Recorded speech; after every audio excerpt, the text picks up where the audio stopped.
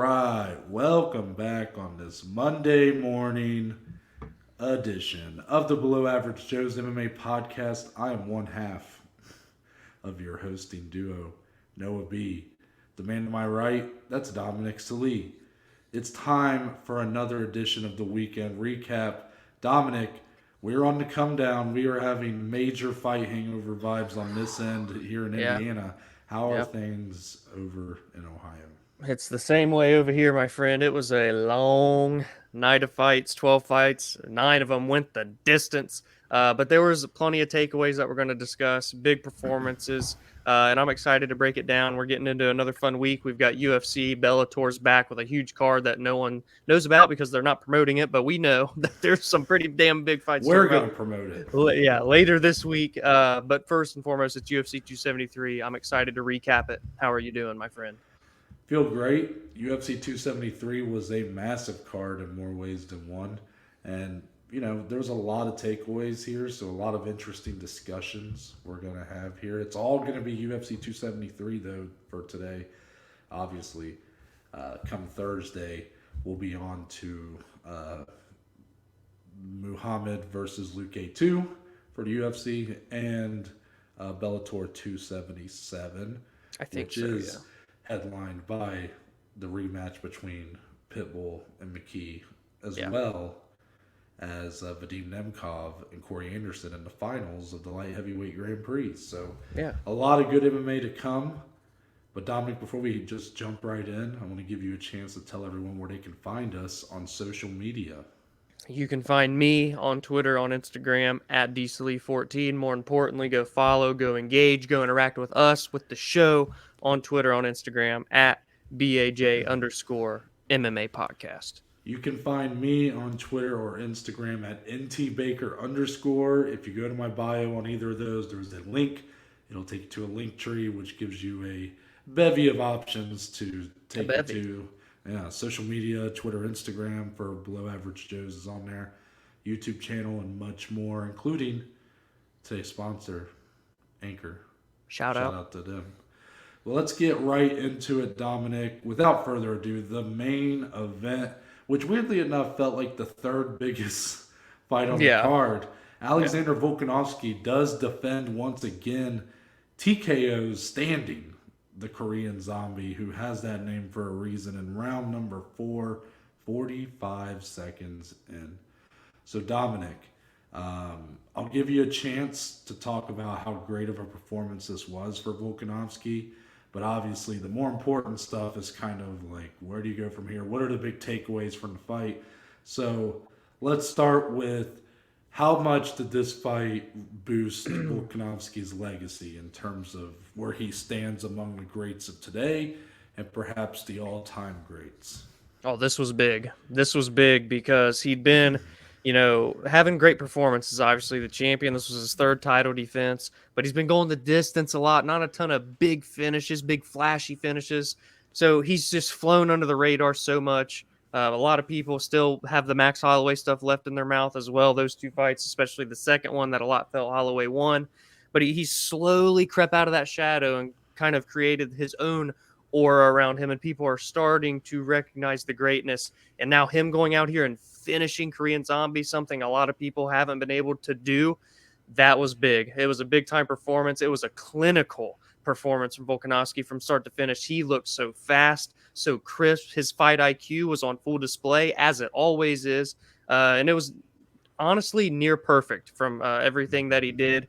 And the finish was the icing on top of the cake. Again, 3 title defenses, 21 wins in a row. No, he's 11-0 inside the UFC. It's the biggest win streak right now in the company behind Mr. Kamaru Usman. And that's why I'm going to transition into a question for you, because Kamaru Usman is the number 1 pound-for-pound fighter in the world. But how close after last night is Alexander Volkanovski to that spot? I would say it's close enough to where it's not just a given that Kamaru Usman's number 1. Yeah. And this is weird to say because Usman's not done anything to move backwards. It's just Volkanovski is taking leaps forward each time out. I mean, you just look at the last 2 performances. This one against the Korean Zombie and the Brian Ortega fight. That man looks unstoppable in Volkanovski.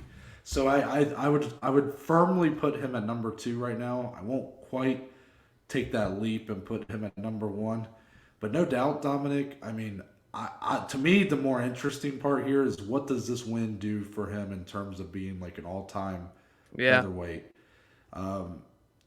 Dare I say I don't know if I can go there, man. It's he's so right tough there, because you dude. basically Jose Aldo is probably number 1, even but because just the longevity.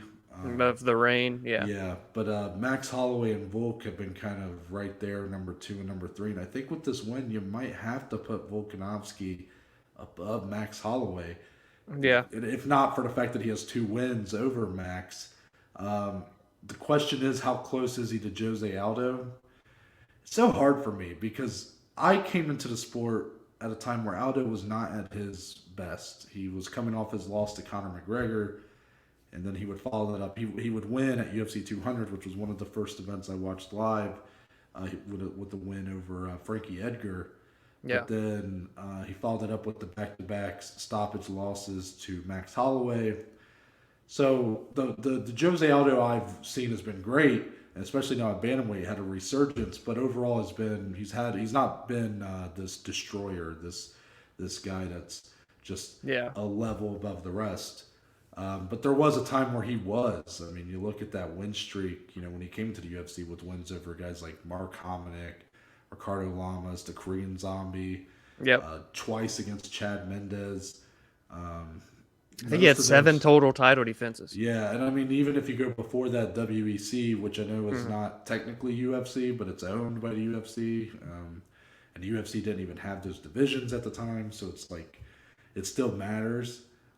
He was doing crazy shit down there too. Yeah, yeah, I'm currently in the middle of watching through all that, so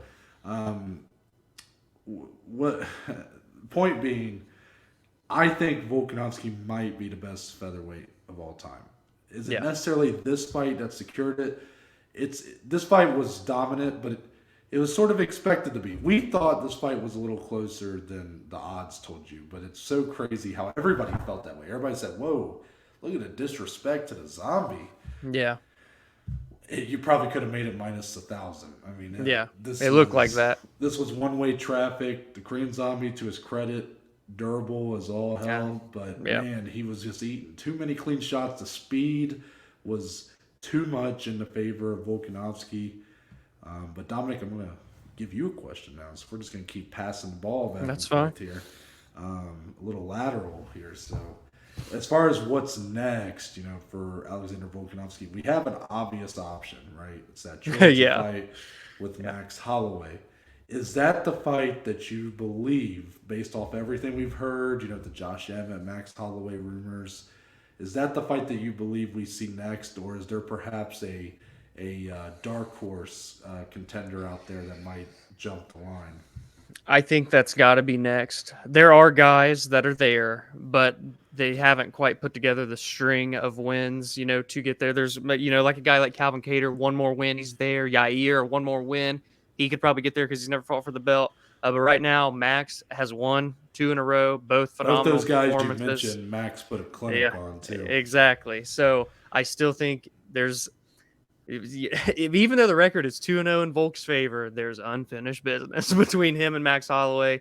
So yeah, I think that's got to be next. I think that fight's massive. I think it's huge. Maybe honestly, that could come kind of sooner rather than later, considering Volk didn't take much damage. Max seems to be back and ready. Now he just has to do a training camp. I mean, we could potentially see that maybe in July or so on one of those 2 pay-per-view cards, and I wouldn't be surprised just because of the freshness of both. So I'm Mhm. excited. I think that should be next, and I don't see anything else that could potentially interrupt that unless there's some sort of injury that occurs again. Yeah, because that right now it seems to be kind of like the unspoken truth is that July, the International Fight Week, the first pay per view in July, will be headlined by Usman Edwards, Yeah. and then the one at the end of July will be Adesanya Cannonier. I Hmm. think it would be awesome to put Volkanovski Holloway 3 on that International With Fight Week card. yeah, So you put Usman and Volkanovski on the same card to oh, go the 2 pound for pound for pound. pounds. Yeah, Yeah.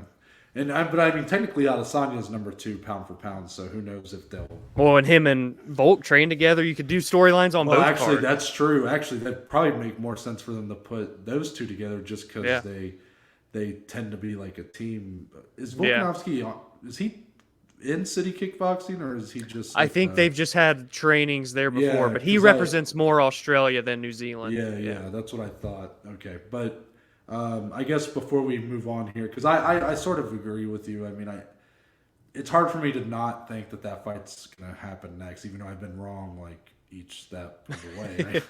I keep thinking Max is next, and something just happens each time. It seems like so. Now it feels like you just got to try to do it again until it happens, or until Max says like, "Well, I'm going to go to 155 or go chasing a counter fight or whatever." It feels like that's the fight we're always going to say is next. And apparently the Max Holloway Josh Emmett rumors are not near as strong as they were, when the UFC lost its main event for Columbus. So that's kind of good. I mean, I think Josh Emmett is the guy that if Max Holloway were to not be available for a title fight, I think Josh Emmett would be a sleeper candidate to perhaps sneak in there. Not the guy that I would probably pick, just because I think he needs like one more win. But you look at the matchups already being put in place. It looks like Yair and Ortega will be fighting. Calvin Kattar might be even. I mean, he put on a clinic against Chikadze, but Josh Emmett's just been kind of that sneaky guy. That's just he hangs in, man. Yeah, he's really good, a fucking cracker when he wants to be. But before we move on, the Korean Zombie deserves a little bit of time here. Is there any fight in mind that you would want to see next from the Korean Zombie? I mean, because I don't know. I'm of the opinion that I'm kind of like not even matchmaking for him. Like he seemed. I mean, obviously he was heartbroken. But he even hinted retirement. Very unsure. But he said he kind of does that after every fight. True. But after the damage he took here, the damage he's accumulated over his career, and the fact that he said, like, I now know that I can never be UFC champion, which just hit me right in the feels. That's emotional, yeah. It feels like this could be a proper end. I mean, tough way to go out. I mean, you're getting beaten up. Yeah. You go out fighting for a title, literally showed his nickname in true form by not being finished on the ground. Like, he got finished standing on his feet. So, the people's champion is the Korean Zombie, as JP, our buddy, put it. Very true, very true. Now, the co-main event. We saw the fight run back, UFC 259. I don't have to remind you guys what happened there. But in a shocker, Aljamain Sterling becomes vindicated by getting the split decision win over Petr Yan in a judge's decision that will be talked about for years probably. So right off the rip, Dominic, how did you score this fight? I scored the fight 3-2 Petr Yan with in mind wondering what our judge is going to do because of round 2. But yes, me 3-2 Petr Yan, no 10-8s, no nothing, 10-9 straight across the board. So and I scored it the exact same. We didn't watch it together. We'll admit we may have had a betting bias. Well, at least I'll admit I did. I don't know if you want to admit that, but I was hopeful. I obviously had a dog in the fight. That Petr Yan was on both of our parlays for the nosebleeds. So I mean, definitely was like wanting Yan to win, but at the same time, I thought it was a pretty easy fight to score. Yeah. I understand the 10-8 argument for round 2. Mm-hmm. I personally didn't think enough damage was exerted. I didn't think there was enough locked-in submission attempts. I mean, I guess it's all about how you interpret the rules, but it was a dominant round for sure. He had back control for literally over half the round. Yeah. But there wasn't enough damage. There wasn't enough, and he wasn't ever able to lock in a submission attempt. And I don't know. I didn't think it was enough to warrant a 10-8. But I was kind of surprised that people were telling me Sterling might have won round one. It was all Yeah. fought on the feet. Not a ton happened. It was low volume. So I don't know what the numbers would tell you, but just watching it live, it just felt very much like Yeah. Yan was pushing the pace, was landing the harder shots, and landing more accurately. I don't know if that's what the numbers are going to say, but that's how it felt watching it. And rounds 2 and 3 were the most decisive rounds Yes. of the fight, and those were both Aljo's rounds. And obviously, Yan came up late in round 4 and 5. I guess the big question here, now that we've admitted, we scored this fight for Yan. The headline says vindicated, meaning after this year, over a year, where Aljo has had to be thrown all these insults his way about being a paper champion, how he didn't deserve the belt, he didn't earn the belt. People calling him an actor, acting like he played up his how hurt he was with the illegal knee. Yeah. This all stems from something that wasn't his fault. Petr Yan being the one that threw the knee, and yet he's had to face more consequences for it in terms of public opinion than anybody. I agree. So, with that being said, how vindicated really is he in this victory, Dom? Because it is a win. I think he showed a lot more than even the most hardcore of Sterling fans would have expected.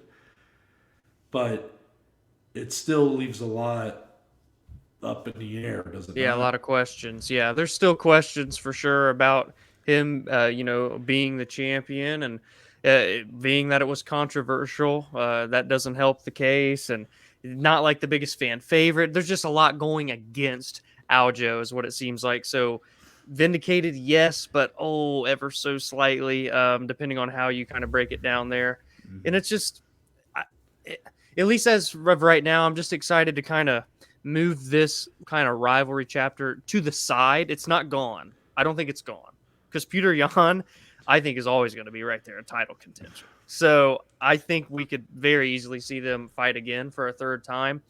But right now, let's see if Sterling can kind of just completely clear his name of that situation and move forward, because it looks like it's pretty clear TJ Dillashaw could be next. He was right there in the front row. He seems to be healing up from his knee surgery. They're banting back and forth. TJ's tweeting him. That's definitely what's going to happen next. And that's a big step for Aljo too, to right the ship even more so in his favor. This is a guy that's looked at as one of the greatest, in some people's eyes, the greatest bantamweight of all time. So if Aljo can go out there and beat TJ, he can really start to build it back up in terms of a positive light in the way that he's viewed. But yes, that vindicated word, it's very, very murky, I should say, right now. Yeah, I will say that I'm just so happy this fight was not scored a draw. I know there was an argument for it, and honestly, I would probably say there was more of an argument for it in my eyes than giving the fight to Aljo. But I'm so glad that there was a clear winner, because if this fight... I told Dominic before the scorecards got read off, and our buddies in our group chat, I said, I'm just so ready for this rivalry to just be done for now. Yeah. I know it's not done, I know.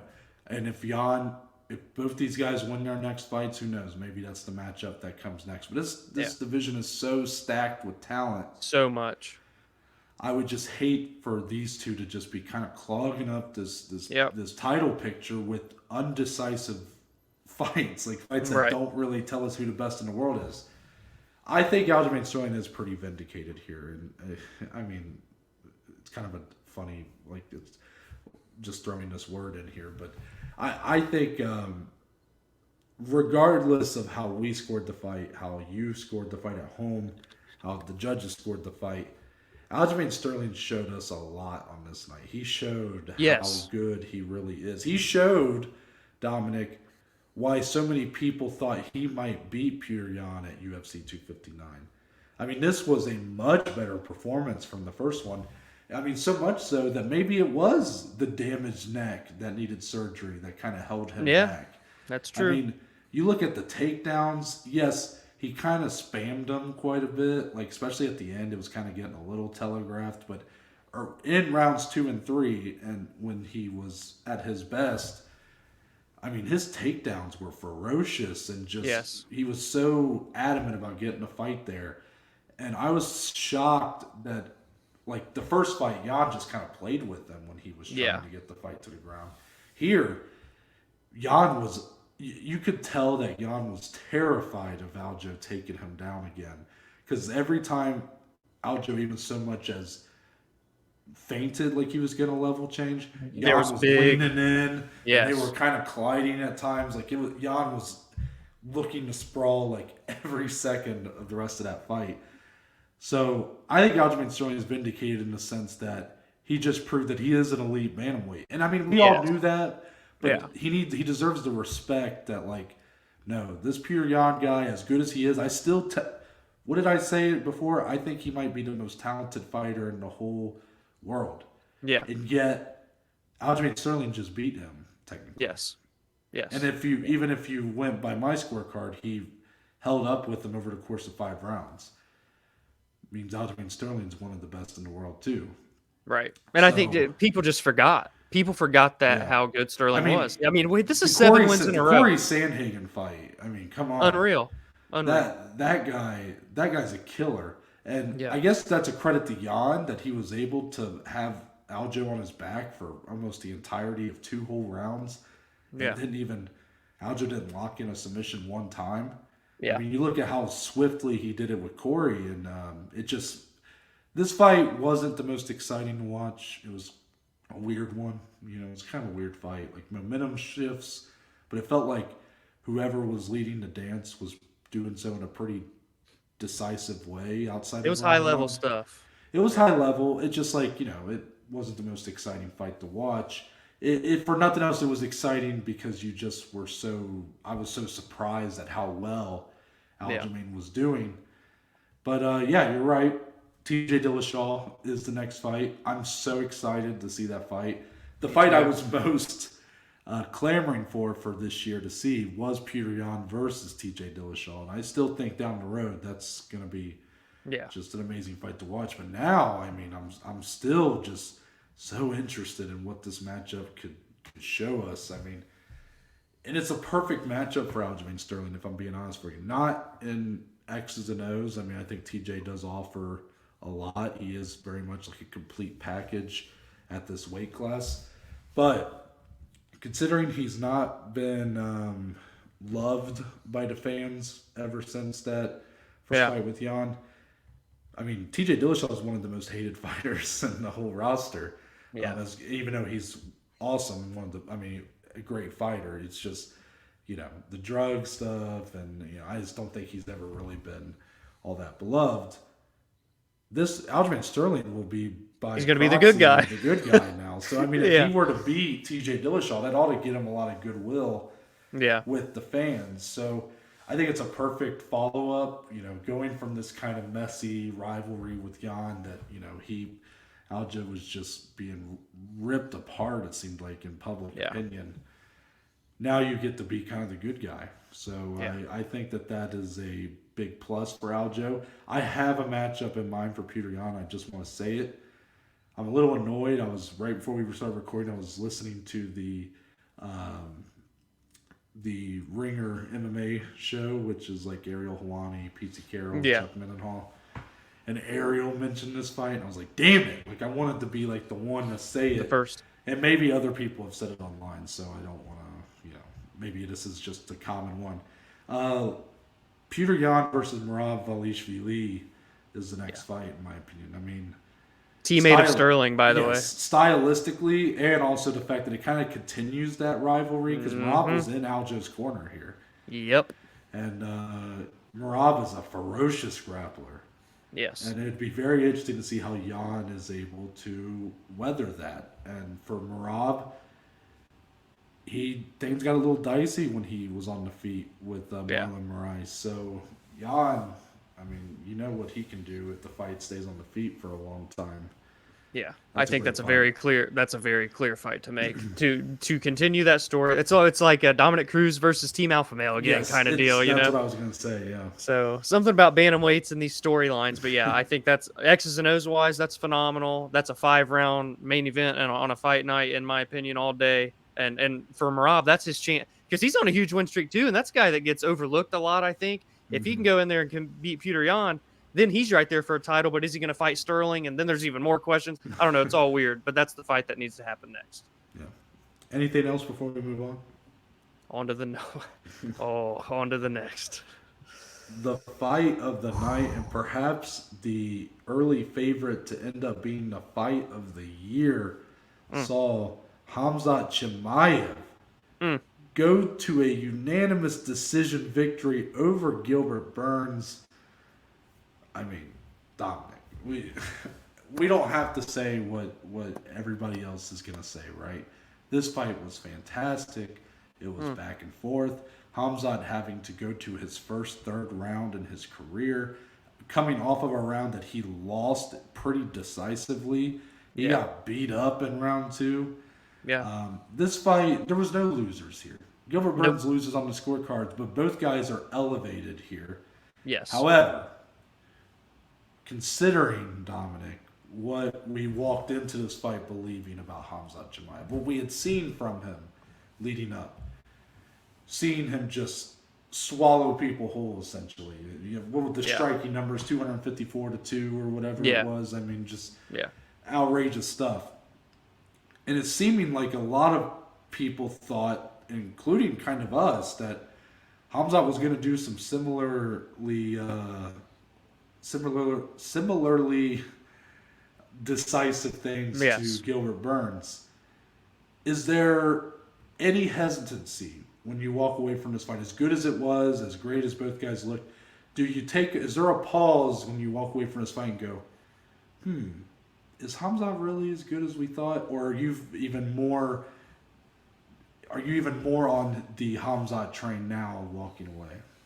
I think the skill set is still championship material. No. The biggest thing for me was that I felt he chose to stand and bang more than what he should have done. He did not grapple hardly at all, but when he did, he was able to control Gilbert, get him to the ground, drag him down again, hold him up against the fence.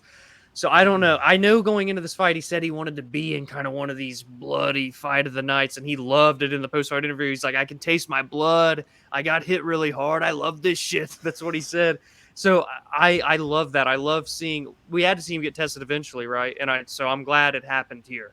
As much as I wanted that force of invincibility, that aura around him to continue, I'm glad we got to see him get tested and go into the deep waters. But I can't help but wonder, could he have made it a little bit easier on himself if he kind of went against his ego and kind of went to the well of that dominant grappling that he has? That's the only question I have, because I know he has that skill set, but he showed great hands. And I know he got hit a lot, but his defense wasn't terrible. His offense looked good. It was just one of those back and forth wars, man, that you see, a couple times a year, and this was one of them. So that was the only takeaway negatively, quote unquote, that I had. But I mean, holy shit, you can't have much negatives from a fight like that. Yeah, to me, Khamzat did not. His stock was raised, but in terms of like how I view him, it's a lateral move. I mean, I don't think he's a title challenger worthy. I think he's perhaps the next champion of the division. That didn't change here. What did change was my opinion of Gilbert Burns and his resolve. I knew Gilbert could be just a Swiss Army knife offensively. I knew how good he is in terms of some of the fastest hands in the division, a lot of power behind those shots. He has amazing Brazilian Jiu-Jitsu, black belt. Yeah. His wrestling is good. You saw that against Wonderboy Thompson. So he's kind of good everywhere. But defensively, I've always felt like he kind of lagged behind. His durability has been questioned. He's a guy that when he used to fight at 155 pounds, got knocked out by Dan Hooker clean. Yeah. And then at 170 pounds, it was the jab of Kamaru Usman that really put him away. So there was some questions about, his durability, his chin. I don't think you can question that anymore. I mean, the heart he showed here, because round one was mostly Khamzat. I mean, Gilbert still landed some good shots, but Khamzat was really putting it on him in round one. He even dropped him at the end of round one, I believe. With a jab. With the jab, yeah. But Gilbert just locked in round two. He just looked, weirdly enough, it looked like Khamzat was starting to overwhelm Gilbert and even like kind of wear on him. Yeah. Round 2, though, Gilbert looked like the fresher fighter, really took it to Khamzat. Khamzat was like, bring it, and Gilbert was throwing hands Dude. at him. I Yeah. mean, it was some wild exchanges in this fight. So to me, Gilbert Burns was elevated even more. Like, I've already viewed him as one of the best welterweights in the world, but now I still think he could be a future champion. I mean, Yeah. obviously the first attempt didn't go his way, but like when we went into the first Usman fight with Gilbert, we thought that fight was like kind of an even fight. Yeah. Like and it seems like since then, while Kamaru's went on to bigger, better things, more title defenses, and now is in the, is he one of the best ever talk. Gilbert hasn't lost since then. He fought Wonder Boy in kind of a iffy fight, but he won. It seems like Gilbert's stock has not really moved that direction. It seems like he's been kind of lagging behind, where now it was like, yeah, he's a borderline elite guy. But here he showed to me that, like, no, he's still very much one of the best in the world. And if the cards were right, I think another title shot could potentially be on a thrust upon him, and I think he could even win and be a champion. Let's get into this discussion, though, Dominic, because this is something that we're going to differ on. In the lead up to this weekend, on the Pat McAfee show, Dana White made an appearance, and he kind of revealed, which uncharacteristically, I might add, kind of this is crazy. A little nugget that if Khamzat were to win, which obviously he now has, that they would be interested in putting him versus Colby Covington in the main event on a future ABC card. So you were the one that gave me this news. You sent it in our Twitter group, and you were ecstatic. Yeah. So I want to give you the chance to tell, and now you can, maybe we can group it like this. Now that the fight's taken place, right? Is this the fight, in your opinion, Colby versus Khamzat? I still think so. I actually think so even more now. And it's not because, like, well, Khamzat didn't go in there and just steamroll Gilbert, so let's give him one more. It's not that mindset. It's just we saw a few, not even weaknesses, but just a couple of vulnerabilities. Well, from let me try to help. Let me help you here because I think I know what you're trying to say. It's probably like Khamzat showed a little bit of like greenness. Like he's still only 10-0, 11-0. Yeah, he's 24 or 27. I mean, sorry. He like it seems like a few of his errors in this fight were more due to inexperience rather than like So continue. Yeah, and here's the thing too, because I saw a lot of people. It's funny how this guy gets all this hype and everybody loves him, but then he has a tough fight, and a lot of people go back. Oh well, he's nope. I'm off the hype train now. If he goes up against Colby Covington, he'll get smashed. I'm like, really? Do we really think he'll just get smashed by Colby Covington? Because Colby fights nothing like what Gilbert Burns did against Khamzat Chimaev. That is a completely different fight. So I don't think I don't know how, based off of this performance from Chimaev, you can go and then say that. But between him and Covington or him versus Usman, I don't agree with that argument whatsoever. But I think that is an incredible matchup. I get it, and it's part of your argument, so I'm not going to like take it and steal it. But the idea of Khamzat's right there, why don't we just come on? This is title. We can really build him really quick. But if you brisk him against Colby, you could lose. I get it. But I just really want to see this fight stylistically. The grappling, the high levels, and that we could see in this is something that really intrigues me. And it just gives him that one more opportunity. And to take out a humongous name in Colby Covington would just really build on top of this stardom that we're really starting to see in Chimaev. And stardom is the right word to use, because if you look at all the new numbers from this week, he more than doubled the main event, the co-main event, everything. All eyes, and we said it on Friday, were on Khamzat Chimaev, and they're still on him after this one. I'm not going to be mad if he gets a title fight next, but I absolutely love him versus Colby Covington. So him versus Colby is a massive fight. Let me get that out of the way. It's massive. I would be excited for it. Obviously, if it happened, like I'm not going to be like pooing on it. Right. If it happens. When they said this though, and Dominic was all excited, and like, our buddies were all excited, I was like, in my head, I'm thinking, come on, guys, wake up. I'm like, this isn't what you think it is. Like, it's not. And let me explain. When has Dana White or the UFC in general ever had something like this, like where Khamzat's at right now, and not fast tracked him? I mean, when have they never? I mean, Conor McGregor got a title fight off of beating Dennis Seaver back in 2014. Yeah. You know, I mean, Ronda Rousey was given the belt before she even fought in the UFC. Yeah. Khamzat Chimaev is clearly the next, like, superstar. Yes. And he just beat your number 2 contender. And the solution or the next step is to have him fight Colby. The reason I hate it is because it's not the fight itself. It's just what it means in my head. And maybe I'm wrong, and maybe I'll be proven wrong. We have Kamaru Usman presumably defending against Leon Edwards come July. Right. The winner of that fight, I assumed Khamzat would fit right in to just fight the winner of that fight come before the end of the year. Mm-hmm. And that would be huge. Because Khamzat, look, I understand it wasn't as one-sided as maybe we thought it was. But Khamzat, to me, he won. He should be next for a title. But instead, Dana's really on board with this Colby Covington fight. And I was thinking, well, why is he like so adamant about this Colby Covington fight? You know, when you have a guy who's perhaps your next megastar in Khamzat, like, wouldn't you want him to fight for a title? I get it. It's Kamaru Usman, who's one of the best to ever do it. But I don't think Khamzat, like, matches up poorly with Khamzat. I mean, he might not win, but I mean, I don't see how him losing. I mean, he's made it. He's an elite welterweight now. Yeah. I mean, now there's no easy fights. Like, now you are going to be perhaps winning 50-50 shot, you win or lose. Mm-hmm.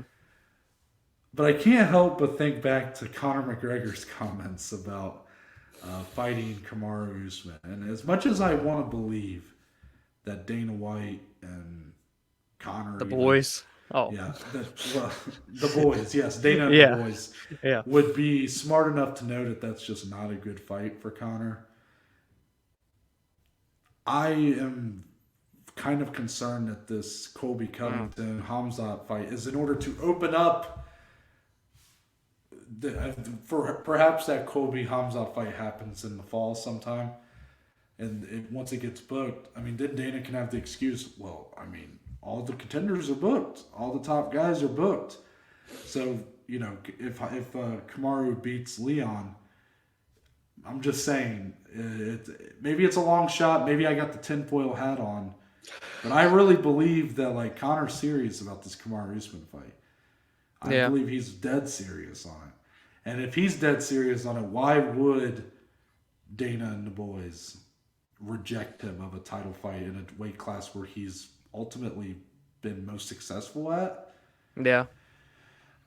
That's why I hate when Dana was saying that on the Pat McAfee show, because it felt like, to me, it gave some levity to this Conor Kamaru fight, which maybe nobody, I doubt any other person is thinking like that right now. I think everybody's just like, it's a massive fight, I'm excited for it. But I can't help but I just don't want to see that, because I know. It's just not the right fight. Yeah. You have your top 2 guys squaring off in 5 rounds on ABC, but then Madison Square Garden's going to be headlined by Conor McGregor and Kamaru Usman. Like, it just doesn't feel right to me. Right. No, I agree, man. So I just, it's okay. Like, hey, everybody should be excited because it's a massive fight. It'll be, considering how the fight went Saturday, I mean, Colby's got a chance there. Oh yeah. I mean, and you're right. I have been annoyed seeing people like kind of saying, "Oh, Colby wins 10 out of 10 times." Yeah, that's a terrible take in my opinion. Now I'm just more like invested in just like, can Khamzat beat someone who's that relentless in their pressure and their takedowns? And I think that's a very intriguing matchup. But it's more so what it just, to me, it's taking away Khamzat from the title picture to open up perhaps someone less deserving in that weight class to get a title shot. I know you probably don't agree with me, but I guess like now that I've explained it, like, do you think that is that something that is even remotely possible in your head, or are you just kind of like not even really taking the Connor at welterweight thing seriously? No, I mean it's the window. There's a small little crack, in the window. It's open a little bit. I think Connor, when he comes back, will be at 170. I think he's actually done at 155. I don't know if we ever see him back at lightweight again. No. So I would hate it so much with I hope that does not happen. And I know Connor's huge, and I get that. And I'm a sucker for a Conor McGregor fight week when he brings all these eyes to the sport. And the fights are always huge. But him getting a title fight at either weight class makes zero sense. It doesn't matter what type of arguments there are for it. So I do see your fear of like, okay, this is just going to open the door for him more. But I'd like to think Dana and the fellas wouldn't do that. I also think that with Khamzat's new best friend, Darren Till, and I know that Dana had a meeting with both of them, I almost wonder if there's some sort of like feeling from Dana, because I think that there's a bit of a regret with the UFC and how quickly they pushed Darren Till and how it failed so bad. I do think that there's something there. So I almost wonder if something happened at that meeting where they're like, listen, Khamzat's there. We realize this. And I also think that the UFC thought Khamzat was going to smash Burns. Because when do you see Dana come out and say, well, yeah, we're going to do Chimaev Covington before he even fought Gilbert? Like, that just shows the belief, first and foremost, in Chimaev. A little disrespect to Gilbert. But I'm just rambling now. But, like, I think there's a little bit of let's push him, but let's, give him as many top guys as we can. So if we go Gilbert, Covington, boom, back to back, he beats both of them, then we have no other choice but to do a title. So I kind of have that little mindset there for me. I will say that since I've been lessened in my opinion on that since the interview came out. So like since the fight took place, I was like, okay, now I see a little more of the argument to do Colby Covington next. Mm-hmm. And then following the post-fight press conference, which we're going to transition to now, I think. I can switch over. Unless you want to, do you want to talk about Gilbert Burns before we move on anymore? We can give Burns some shine if you'd like. Okay, well, it's going to ruin my segue, but whatever, it's fine. I don't really have anything else to say about Gilbert Burns. I think that I really gave him his shine as far as like he was elevated. You could not look better in a loss than you did here. But I guess, is there a fight in mind that you have? Is there anything else you kind of want to, say? It really was just him being elevated, the shine that he had. He showcased he's still an elite top force. I'd say the winner of Luque Muhammad that's coming this coming week, but he trains with Vicente Luque, so they probably wouldn't fight each other. I don't know. If Muhammad beats Luque, though, I think he'll fight Gilbert Burns. That's what I'll say. Okay. Well, now you can transition. Yeah, I'm glad you ruined my segue for that. I'm sorry. To talk about Bilal Muhammad. Oh, boy. Anyways, I've been lessened on my opinion simply because of something that was given at the post-fight press conference, and that's that it doesn't look like Dustin Poirier versus Nate Diaz is going to happen, according to Dana White. He was pushed or pressed about this at the press conference. One of the guys there kind of asked him what the update was, because last we talked about it on here was last we've heard, and that's that Nate Diaz requested his release, which we didn't really take seriously on face value, and I don't think most did, but it at least maybe showed a little bit of frustration, perhaps. Yeah. But Dana said they were moving in a different direction he was talking specifically for Dustin, but that they met with Nate last week. So my question for you, Dominic, on a scale of 1 to 10, how much pain does that announcement do for you? Because I feel like you were even more excited for this potential matchup than I was. Yeah, I just think it's a complete miss. I don't understand the reasoning and why it was so hard to come to terms. Nate's still a mega star, and I understand that there's another big fight. But I just think when you have two guys chomping at the bit to fight each other, they've been booked before. Dustin's elevated his name so much since the first time that they were supposed to fight. I think it was massive. It's so fan friendly. It's a 5-round main event that you could do on a pay-per-view, in my opinion, but definitely a 5-round co-main event. And they just didn't do it. So I don't know what's going to happen for Dustin. I don't know what's going to happen for Nate. But I know you and I discussed something for Nate off recording. So, scale of 1 to 10 being. Oh, I guess I didn't answer that. I do that sometimes, don't I? Scale 1 to 10, how much pain? 10 being like I just snapped my leg in half. 10 being like you hit the back of your ankle with The scooter. Oh, yeah. I got to be a 9 because there's nothing quite like that pain right there. I got to be at a 9. Stubbing your toe or something. Stubbing. Yeah, that's where I'm at. I'm at a stub the toe, not a scooter to the ankle, but a stub to the toe. Yeah. Oof. God, I'm just like, I don't like thinking about this. This stuff hurts, man. Yeah.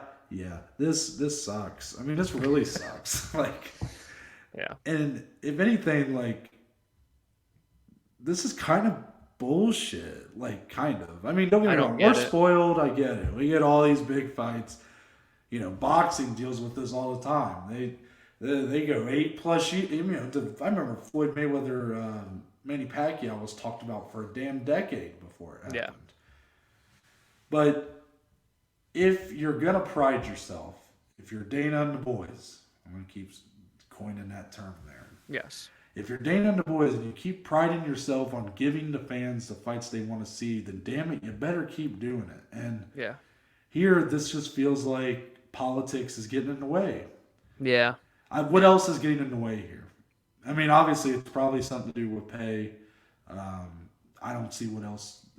Nate's contract has got to be the thing that's holding this thing up. Yes. Nate probably is done, basically. Probably just wants to get his last fight over with and then move on. UFC don't want to give him a favorable fight to send him out on. That's why they were teasing a Khamzat Chimaev fight, even though, you know, I wasn't as negative on that potential fight as some people were.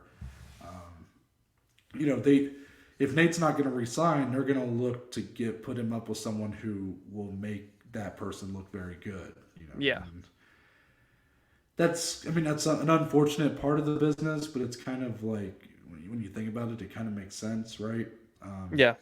So, but as a fan, we don't.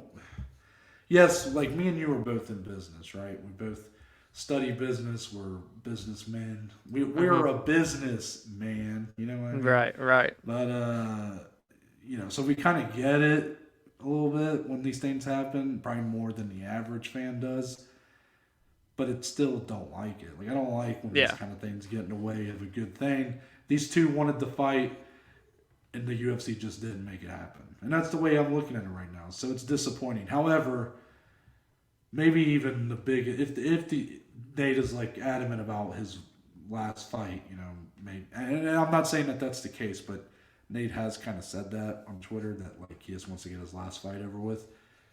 They're probably wanting to do him and Conor, the trilogy. It's ultimately a bigger fight than him and Nate. My question for you, Dominic, is that a fight which fight do you prefer to see? If you can only get one, do you prefer Nate Diaz versus Dustin Poirier or the trilogy between Nate Diaz and Conor McGregor? Damn, that's actually a really good question. We've never actually asked that question. I know. I'm shocked we haven't actually discussed that before. Which one would I rather see? I guess I probably would still pick him and Conor, I suppose. Even though we've talked time and time again off recording about how this is such a blunder that we've had to wait what will be, say it happens this year when they fought in 2016, be 6 years. That's fucking nuts. 6 years since the first they fought. the first two fights happened in 2016. Yeah, that's crazy to think about. If they run that trilogy this year, it'd be that long. But it's one apiece. It's been one that it's almost becoming an afterthought to where I don't even know if people, I think people still want it, but they forget that they want it because it's been so long. But as soon as a discussion will come up on like Twitter again, then we're like, oh yeah, we do need to see that fight a third time. So I'll probably still go with Conor and Nate just because of how massive the first two were. This one won't be as massive as what it could have been at one point in time. I'll give it that, but it's still probably the biggest fight the UFC can do right now, with all names considered, I'd say. Yeah, I will agree with you, and I'm not going to say any different, or else that guy that comments very right. Nate's the A side. I swear, bro. I swear. Right. I don't want that guy coming after me again. It might have actually been Nate because I think the name was Nate Diaz. I don't know. Could be a burner. I know, it's true. Yeah, I think it was Nate Diaz himself coming after us. Right. But, Right. I'm not gonna say anything else. I'm just gonna say, yeah, that okay. In all seriousness, like that is probably the fight I would pick. There is a lot of interest with Nate and Dustin. It just feels it feels like just a fresh fight. You know, there's something to that. Yeah. But it'd just be really a shame if we never got a trilogy between Nate and Conor. I mean, that's the defining trilogy of their careers. Yeah. I mean, it's weird because Conor has a trilogy and it's with Dustin Poirier, but this is the trilogy that really would define his career, and ultimately, like, it's one of the biggest trilogies the UFC's ever done, if not the biggest. So, I mean, it's a lot of history there. Like, let's do it. Let's get this thing done. Yeah. I'm sick of waiting around and all the crap that's going on. I mean, Nate's not. It's gonna be over a year since the last time Nate fought. He last fought Leon Edwards. Like, what are we doing? What are we doing here? Anyways. Crazy. UFC 275 in Singapore just got a big boost, Dominic. This is the one that's got the 2 title fights, Glover versus Yuri, Valentina versus Tyler Santos, and then obviously the big feature bout between Robert Whittaker and Marvin Vettori. Oh, shit. That's on that card, too. I forgot about that. However, this main card just got another boost, Dominic, as if it needed it, because they're going to run it back. The 2020 Fight of the Year for the Joeys, and me and yours personal favorite women's fight of all time. Yeah. Zhang Weili and Joanna Jedrzejczyk will run it back June 11th on that card. So the question, Dominic, is exciting. Obviously, it's a big fight. You know, everybody knows that. We know we're excited for it. There is a bit of like, okay, we got to try not to get our hopes up that it's going to live up to the first one, because how could it?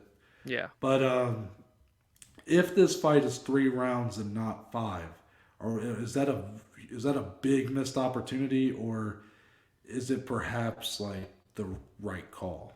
This fight must be 5 rounds. It has to be 5. You can't go and watch that first fight in 2020 and come back and say, all right, you two go do a little 15-minute, second fight on the main card. Hell no. This needs to be 25 minutes because it's 2 of the most elite women's fighters that there are. I know Joanna hasn't fought since then, so we're talking a long layoff for Joanna, which is very crazy. But I can't help but just imagine her coming in and still looking as sharp as ever. Zhang Weili's really starting to put together her game and become more well-rounded. You can't go into this fight with expectations, like Noah said, that it's going to live up to 2020, because it doesn't work that way when we see rematches from previous great fights.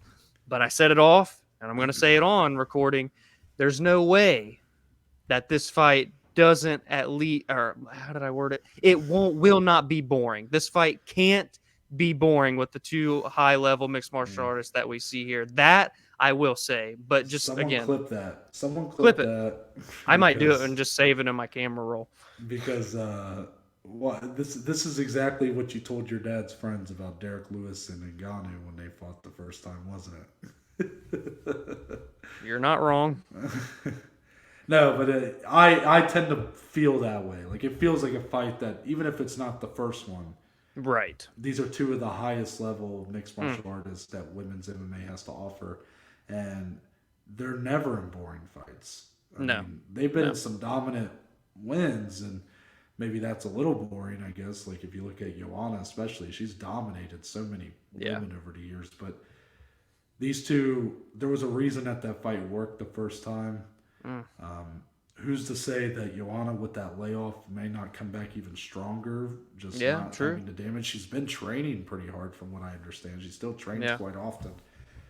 While Weili has added new wrinkles to her game, the grappling seems to be coming along pretty nicely. So it's got a lot. It feels different enough, or it's familiar, because obviously they're both still at the top of their game. Like, they're not too far removed from where they were the first time they met. Yeah, there's no title on the line, But Zhang Weili is the number one contender. Joanna, I know, isn't ranked, but she's right there. She's right there. But it feels different enough in that there's these other variables this time around. So it's like the perfect rematch to book right there. That's why I don't. That's why I love when you don't do immediate rematches. Like, give some time. Give time stuff to breathe. To simmer. Yeah. Let some things shake up, and then all of a sudden, this fight is just as intriguing as the first one, but there's some different things added here. And it's at a time where it makes sense to do it again too. You know. Yeah, 100%. Following that, something announced during the broadcast of UFC 273 for the 2022 UFC Hall of Fame. We got our inductee for the fight wing, and that will be UFC 206, which saw Cub Swanson versus the Korean Superboy Doo Ho Choi. I'm just going to say I love that this fight's getting added, not only because it's one of the best fights of all time, but also when you have this fight wing, which is already kind of weird. I've always been kind of 1 foot in, 1 foot out with the whole fight wing thing. Like, I get the idea, but it's just weird that, like, okay, so does that make Cub Swanson and Doo Ho Choi Hall of Famers? Hall of Famers. Yeah, like, it's always been kind of weird to me. However, what I've always thought it could be good for is giving guys who would not make the Hall of Fame based on their own accolades. Personal journeys, accolades, their records, but they had that night where they stole the show, were on top of the world for the company. These are two guys that fit that. Cub Swanson's a legend. I mean, don't get me wrong. Yeah. And as a guy that's been there, done that with so many of the best, but I would not say that he is a UFC Hall of Famer based on his own personal accolades and resume. And for Doo Ho Choi, I mean, man, he's been kind of, after this fight, he's just kind of faded into obscurity a little bit. Like, I think he's fought once or twice since this fight. And did he do the mandatory military service like Zombie? He might have. That might have been a part of it. I don't know if he did it yet or not, but yeah, I'm sure that, I forget now, but it feels like he's just been so, even if that military service was a part of it, if he still hasn't, like, been right. Upon coming back, has not been active, and hasn't. I don't even know if he's won since his fight before this. Like, I don't know if he's even been. It's just a shame, really, but if for nothing else, this can be his legacy, right? Like, true. This fight where he took an unbelievable amount of punishment, but also was just, like, showed so much calmness and resolve in the madness that was this fight while eating haymakers. He was still held a high fight IQ and was still really fighting a good fight. It's a great addition to the fight wing. That's what. Yeah, it's one that's a bit under the radar when you think about some of the all-time great fights. So it's one that deserves that shine so that people kind of, get reminded of how good of a fight it was. So definitely a cool moment that they announced that last night. Great fight. Yeah, so Doo Ho Choi, I just went and looked him up. He's currently on a 3-fight losing streak, the first of which being that Cub Swanson fight. He, in 2018, would headline against Jeremy Stevens, where he got TKO'd. And then he came back in December 2019 on the Frankie Edgar Korean Zombie card. He got TKO'd by Charles Jourdain. Oh, okay. Man, so it's been a while then since he's fought again. So I don't think he's done that military service. At least I could be wrong on that, but I don't believe he has. He was scheduled. I forgot about this.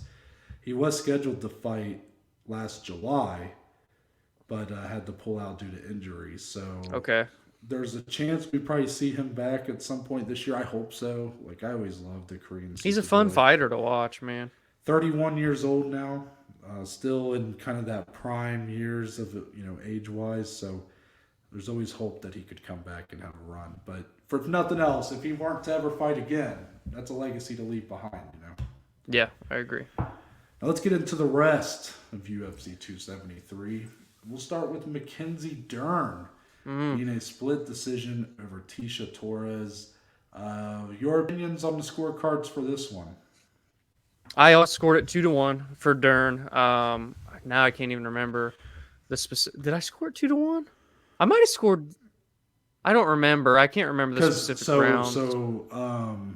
So round 2 was obviously very decisive for Dern. That was when she had That was where the Kimura, right? Kimura. Dude, I mean, that was nuts. That was a crazy round. I mean, I couldn't imagine because you had money on Mackenzie Dern. Yeah. To win by submission or decision. So I'm sure you were just, I mean. Dude, I've never seen someone try and lock up a Kimura like that. Like, up elevated against the cage. It was crazy. It was crazy stuff. Yeah, I can't imagine the whirlwind of emotions you were going through during this fight. Because I believe it feels like so much. This feels like these fights happened a week ago. So sorry. I know. Let me see what I scored it. We're a little clouded in our viewing here. But I thought round 1. I think I scored it 2-1 Torres. I scored it rounds 1 and 2 Mackenzie, round 3 to Torres. I think round 3 was the clear Tisha Torres. Yes. Round. Yeah. And round 2 was the clear Mackenzie Dern. So it was like how you scored round 1. Yeah. And I remember, and again, it wasn't a robbery either way, but you scored it for Mackenzie. Yes. Okay, I scored it for Tisha. Obviously, we don't remember this fight fully, but I mean that round 2 is that's the one you remember. That's you know the what one I'm I saying? remember. I mean, and I know Mackenzie. Wow, I mean, you got to give credit to Tisha for being able to fight through that. I mean, that was deep. That Kimura was deep. Yeah, and she just continued to fight through it, showing a lot. It almost put her in a knee bar too. Yeah, I mean, Mackenzie is so good when she's a wizard on the ground. When she is able to get that fight to the ground. But once again, Dominic, the hole with Mackenzie Dern is still there. She doesn't have takedowns. Like that's just if she can get a hold of you and pull guard, like just jump into your lap essentially. Yeah, she'll do it. And I mean that's how she did it here with Tisha and got that Kimura locked in. But man, I just have a hard time seeing her being a legitimate threat in a title sense without having a keen ability to get the fight to the ground. Like if you cannot go for any sort of shoot or have any sort of way to really get the fight there outside of if you lock up with them, you're going to pull guard. Like that'll work sometimes like it did here for round 2, but you've also seen it not work a lot before for her. So it's even though she got the win here, I personally thought Tisha Torres did a much better job of like avoiding that clinch, She was very squirrely is the word that's coming to mind. But that's not really what I want to say. She was just very good at being elusive. Yes. And landing good shots. She was on her bike the whole time trying to keep Mackenzie at a distance. And for parts of the fight, she did a really good job at that. So your takeaways from this performance? Mackenzie showed that she's still improving in the striking, because in this one she looked better than she did against Rodriguez. But again, Rodriguez and Tisha Torres strike completely differently. Yeah. So take that with a grain of salt.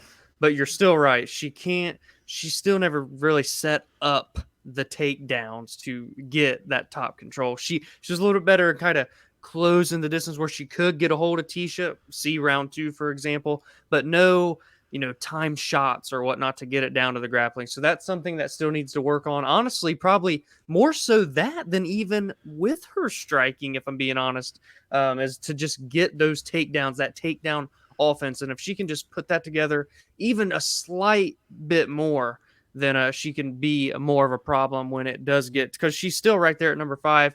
She had a perfect call out also, in my opinion, was Yan Xiaonan. I think that's the fight that should be next. They both lost to Marina Rodriguez. It's number 4 versus number 5. So that's what should come next for Dern, in my opinion, as well, just to cap it off. Yeah, probably. I'm still just not really believing in Mackenzie Dern as a true challenger title-wise until I see a little bit more from the improvements. Like you were talking about the striking, and I mean maybe there was some improvement, but it's all kind of nil. Like she's never going to be able to outstrike someone at the top of this division.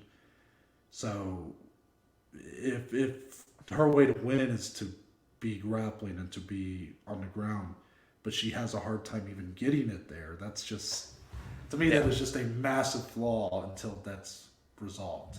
Right. But it was a good fight. It was a good fight. The headliner for the prelims, Ian Gary, gets a unanimous decision win over Darian Weeks. Ian Gary being this next wave of a star to come from Ireland. A lot of people are comparing him, of course, to Conor McGregor. How would you grade Ian Gary's performance here? I'm very curious. With like a letter grade scale, like school? Yeah, like how would you?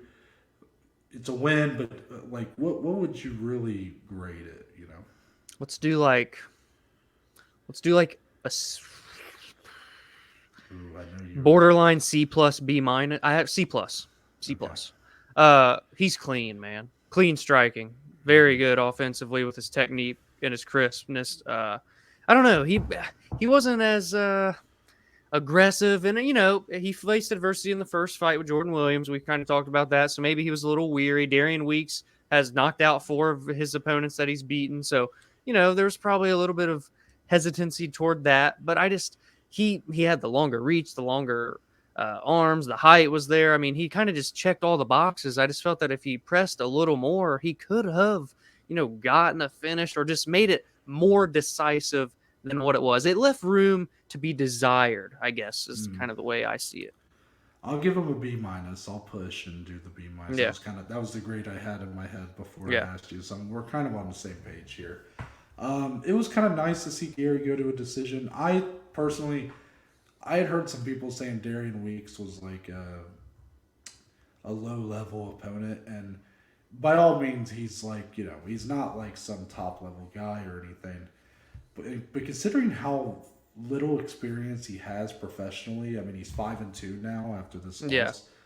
Both of his UFC fights have been kind of these like drawn out decision dog fights a little bit. The first one being against Brian Barberena. Yeah. And then here against Ian Gary. I think he's actually just a lot better than people think. I mean, in terms of a lot better, meaning I think he's UFC caliber. He's 0-2.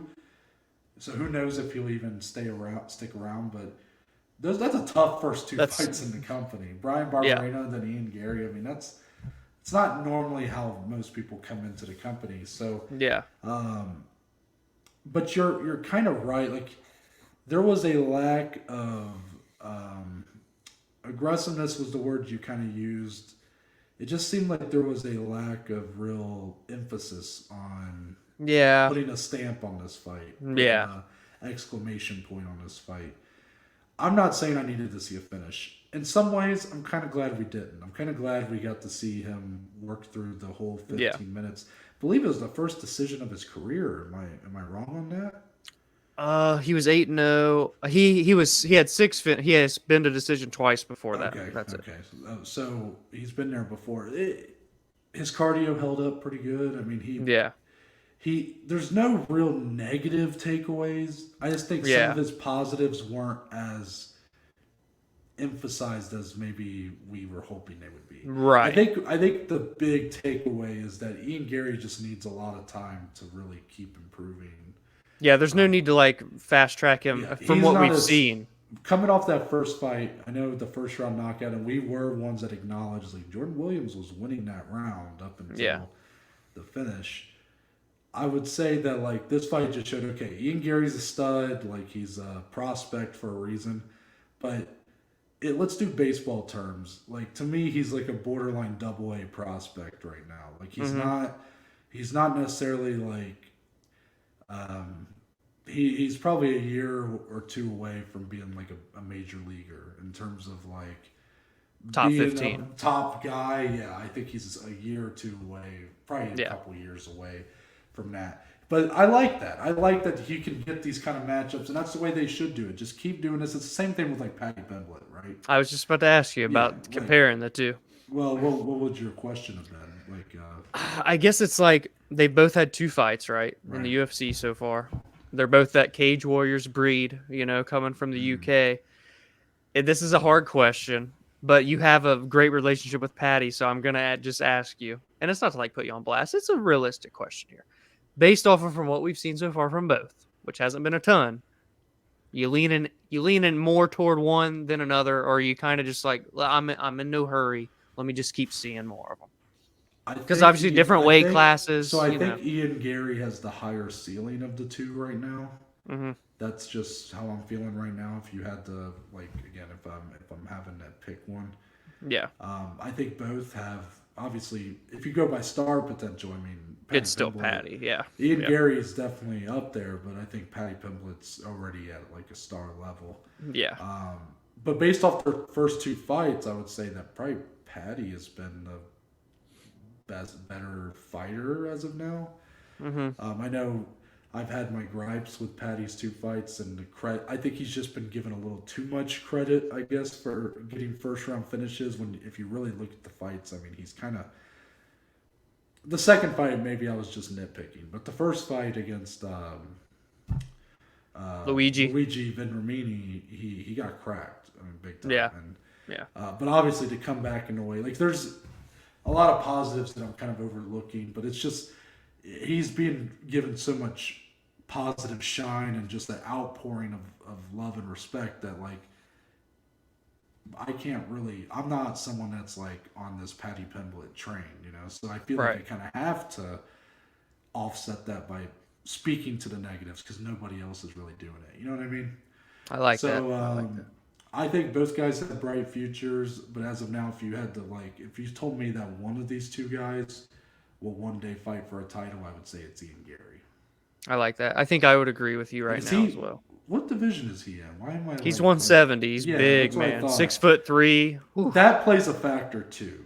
170 is a deep division as well. Don't get me wrong, but Paddy Pimblett being at lightweight. Yeah, that's tough, man. Shark Tank. Yeah, Shark Tank. Exactly. Like, just the fact that his first rivalry is with Ilia Topuria, who I think is just such a fucking shark. I mean, that's yeah. But I do think Ian Gary, there's positive takeaways. It's just, it wasn't like some emphatic perfect. This isn't going to be one you remember on his rise. Yeah. Next up, Anthony Hernandez welcomed Josh Friend to the UFC. And this ended up being a great fight. Goes to unanimous decision win for Anthony Hernandez, and rightfully so. I feel like both guys kind of got elevated here. Am I wrong on that? Because, yes, Josh Friend took this fight on very short notice, like a little over a week or something. Anthony Hernandez looked fantastic in terms of his grappling, his best pressure. We've seen, I think. Yeah, I think this was the most complete performance we've seen out of him. Obviously, it's hard to get over the submission win over Rodolfo Vieira, but here, I mean, round one, the pace he was putting on Josh Friend, who obviously is coming in on short notice, so maybe not in the best of not having the best of gas tanks compared to where he would usually be. But then Josh Friend came back, man, and really took a round. Round two, he looked really good. Looked like the fresher fighter at times in that round. It was kind of crazy. He got like a second wind. And then ultimately Anthony Hernandez put a stamp on it in round three. But I want to see more from Josh Friend. He's an LFA guy, really big for this weight class. Big. He's 6'4" at 185 pounds. Anthony Hernandez has been a really fun guy to watch, win or lose. I'm thinking with this win here, I mean, he's definitely someone. I've known he's been good for a good fight. Like, anytime Anthony Hernandez is on a card, I'm like, okay, it's going to be a fun fight. But now I think I'm going to give him, after this win, I give him more credibility as like an actual prospect. Yeah, I agree. So go ahead and I'll let you take over with your thoughts on this fight and, you know, how you view both guys moving forward. It was just the pacing, the grappling, the transitioning, getting to the back, threatening with so many different kinds of submissions, darce chokes, rear nakeds, you name it. He was throwing them up, fluffy that is. And I like your sentiment, really. Like, it was, I think, his most complete performance. And I think that showed he is not just a guy anymore. You know what I mean? He's won a couple in a row now. Also, he had an over a year-long layoff since we saw him fight Vieira. So hopefully, I don't know. He might have got injured and stuff in between. I don't know all the X's and O's, but hopefully just some more activity. He's a fun guy to watch. Now let's just see. Let's let's test him a little bit more and see Yeah. just what we can get from Fluffy. And for Josh to debut like this against Hernandez on short notice and put up the fight that he did, I'm excited to continue seeing him in the UFC as well. And you added he's an LFA guy, which I didn't know. We love some LFA, so yeah. Yeah. Anthony Hernandez, by the way, his original matchup was Dricus Duplessis. I would Yeah. love to see that fight even more so now. Yeah, keep it because together. Dricus obviously is like a hammer on the feet, but you see what Anthony's game plan was here, and it makes me kind of wish we would have saw that fight overall. But Yeah. still, a great scrap between these two. Mike Malott made his UFC debut. Woo. Very interesting career for Mike Malott. He's one of the coaches for Team Alpha Male, or I don't know if he's one of the coaches, but he has been in more of a coaching capacity over the last few years at Team Alpha Male. But he's been fighting professionally since, how long did they say? They said like since 2006 or something. Yeah, like a that. long time, and he's a young guy too. Yeah, so he kind of stopped fighting around like 2017 or something. Took a break, came back on the Contender Series, looked fantastic. Gets his debut here against Mickey Gall, who's a very well-known guy that's kind of been middling here in the UFC. And he gets a emphatic TKO in the first round, 3 minutes 41 seconds in. We had not seen anybody sleep Mickey Gall like that, and it was this guy's Mike Malott. Someone I don't know what goes through his head. I don't know. Is he here like really looking to make a run towards a title fight, or is he just kind of wanting to fight a couple times, make some money, and then bounce? Like how, it's just, he's had such an interesting career up to this point. Yeah. You just don't know. But I'm believing in this guy. If he wants to make a run here, I think he's a problem on the feet. You saw the power of these shots, and also good for a couple submissions here and there as well. So your thoughts on Mike Malott, and ultimately, Dom, is this the last we see of Mickey Gall in the UFC? Yeah, Mike Malott, one of the biggest Canadian prospects in the UFC right now, maybe the biggest. I'd have to go and look at the roster, but he's 8-1, 8 finishes, all 8 of them in the first round. Half of them are knockouts, half of them are submissions. I mean, that's pretty damn symmetrical and perfect right there. So to come in there, he face planted Mickey Gall. If it wasn't for him hitting the canvas so hard and waking him back up, it would have been like a one-punch knockout. It was just the way that Mickey fell. For Mickey, it's tough, man. This was the one where, based off of that pattern, win-loss, win-loss, win-loss. This should have been a win, and it wasn't. Obviously, it doesn't work that way. We get that. But I don't know. Mickey's had that weird career. We saw him back at UFC 203 in Cleveland against CM Punk. He started 2-0, but it was CM Punk and Mike Jackson. Not the greatest competition. The hardest fights he's had in the UFC, or in terms of like name value, those are the ones he's lost. You know what I mean? And now none of the guys he's beaten are still in the company. So right, yeah. And this was a step back, quote unquote, and he gets knocked out here when all of his other losses outside of Diego Sanchez were by decision. So is it the end? I think maybe we'll see one more go around if he can like win one. I mean, it's going to be like a prelim fight, nothing crazy, nothing special. But if he were to lose one more time, make it 3 in a row with the iffy career he's had, then I could see it being the end of the line in the company. Yeah, I remember Friday you said I have a complex relationship with Mickey Gall, and you're kind of right. Like I've always liked the guy, but I've always felt like he was kind of overvalued at the same time. Yeah. Like, coming off that win against CM Punk, like he was kind of elevated to a status he just wasn't quite ready for. Right. And like he really shouldn't have been fighting guys like Diego Sanchez and Mike Perry, but his mouth kind of got him those fights, especially the Diego Sanchez one. He called for that fight. When he was fighting guys, like when he fought Sage Northcutt, and we thought we were watching like 2 of the biggest prospects in the UFC. Yep. And then neither guy's really panned out. So it's it's weird. I felt weird because I had money on Mike Malott, so I was obviously happy. But then I was like, me and Mickey Gall, I just feel like I have some sort of a connection to this guy for some reason. Yeah. I'd like to think it's not quite the end, but I mean, this is really the level for Mickey Gall at this point. I mean, we're not going to see this guy really. I mean, crazier things have happened, I guess, but I think like prelim level fighter is where Mickey Gall Yes. sits for the rest of his tenure. I agree. Finally, and maybe, you know what, maybe most importantly, Yeah. Alexei Oleinik gets his 60th professional victory with a first round submission over Jared Vandura. Dominic, Alexei Oleinik got his first professional win in 1996. You want to know who wasn't born in 1996? Both of us. True. So, how do you feel about that? I just remember texting in the group chat saying, "What exactly are we about to see?" You know, because it was just a fight that, you know, quite frankly, I wasn't excited for. You know what I I mean? wasn't excited for it when it was Alir Latifi, and when they Yeah. announced Jared Vandura was in there, I was like, "Oh my god!" I'm saying, Yeah. "Did this fight get any worse?" Well, The fight was badass. this was a fun ass fight. Yeah.